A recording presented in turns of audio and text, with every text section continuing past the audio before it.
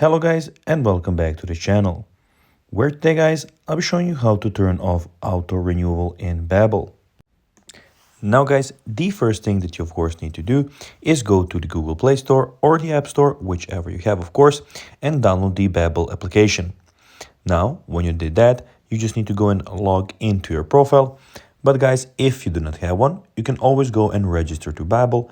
But guys, if you do not know how to do that, you can always go to our YouTube channel, where we have plenty of how to Babbel videos where you can see how you can do this.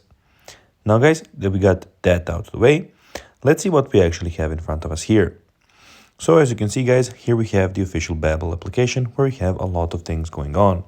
So here you have the today's plan, and you have the learning plan here, which you can go and start from the beginning. Of course, in the bottom you have the home screen. You have the review, where you can do a lesson or take Babbel live class to start building your vocabulary.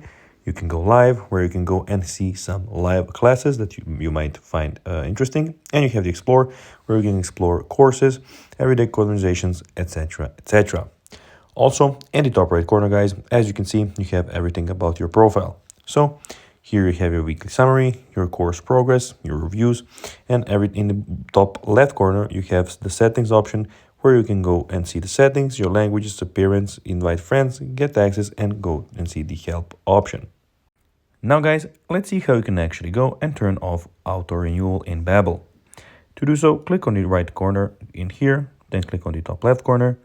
Then guys, click on settings, go down, and here you have your restore purchases, which you can go and turn off there. So guys, that will be everything for this video. I hope that you found this video informative and entertaining guys. If you did, don't forget to like this video, share it, subscribe to the channel, and put the notifications on.